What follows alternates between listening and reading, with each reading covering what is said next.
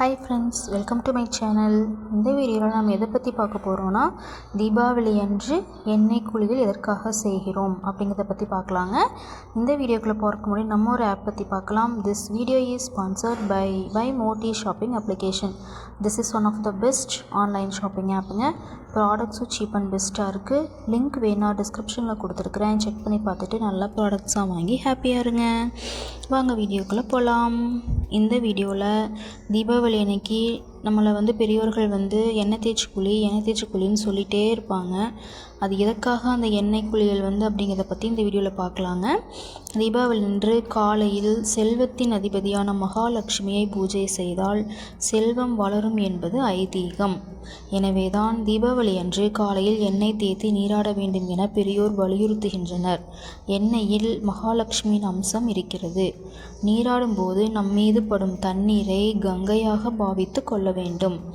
நரகாசுரன் இறந்த தினமான தீபாவளி அன்று உலகத்தில் உள்ள எல்லா நீர்நிலைகளிலும் சூரியன் உதயமாகும் முன் கங்கை நிறைந்திருப்பாள் என்பது ஐதீகம்.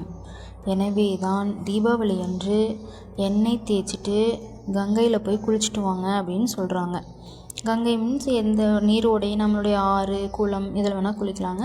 அதான் எண்ணெய் தேய்ச்சிட்டு போய் ஆற்றுல குளிச்சுட்டு வருவாங்க அந்த காலத்துலேங்க. ஆனால் இப்போ அது கடைப்பிடிக்கிறாங்களா இல்லையான்னு தெரியல. எனவே தீபாவளி அன்று சூரியன் உதயமாகும் முன் எண்ணெய் தேய்த்து நீராடிவிட வேண்டும். ஆனால் சாதாரண நாட்களில் பார்த்திங்கன்னா அப்படி குளிக்கக்கூடாது. சூரிய உதயத்திற்கு பின் தான் எண்ணெய் ஸ்நானம் செய்ய வேண்டும். தீபாவளி அன்னைக்கு மட்டும்தான் அந்த ரூல்ஸுங்க.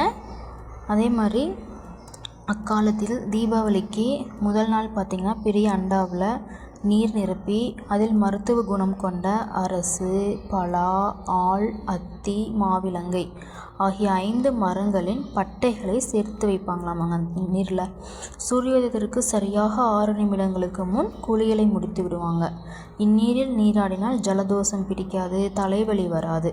அந்த நீரில் கங்கை நிறைந்திருப்பதால் கங்கா ஸ்நானம் ஆச்சா என்று ஒருவருக்கொருவர் விசாரித்து கொண்டிருந்திருக்காங்க. பாருங்கள், எவ்வளோ ஒரு போயிட்டு இருந்திருக்குது பாருங்கள் நம்ம முன்னோர்கள். இதே மாதிரி தீபாவளி அன்னைக்கு பார்த்திங்கன்னா தீபாவளி 5 முகம் கொண்ட குத்து விளக்கை ஏற்றி மகாலட்சுமியை வழிபடணுங்க. அந்த 5 முகம் கொண்ட குத்து விளக்கில் என்னென்ன இருக்குன்னா அன்பு, மன உறுதி, நிதானம், சமயோசித புத்தி, சகிப்புத்தன்மை ஆகிய 5 குணங்களும் மனிதர்களுக்கு அவசியம். இதைத்தான் நம்ம தீபாவளி அன்னைக்கு அந்த 5 முகம் கொண்ட குத்து விளக்கை ஏற்றுங்கன்னு சொல்லுவாங்க. அவை குத்து விளக்கின் 5 முகங்களில் பிரகாசிக்க வேண்டும் என்பதுதான் தத்துவம்.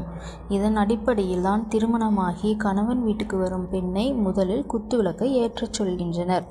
புரியுதுங்களா? நம்ம எதுக்காக தீபாவளி அன்னைக்கு எண்ணெய் தேய்ச்சி குளிக்கிறோம், எதுக்காக குத்து விளக்கு ஏற்ற சொல்கிறாங்கன்னு புரிஞ்சுதுங்களா?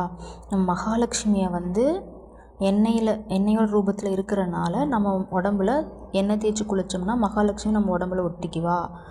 அதே மாதிரி குத்து விளக்கு ஏற்றும்போது அந்த மகாலட்சுமியோடைய அந்த 5 குணங்களும் நம்மளுக்கு கிடைக்கும். அப்படிங்கிறத தான் நம்ம முன்னோர்கள் இதை யோசித்து சொல்லியிருக்காங்க.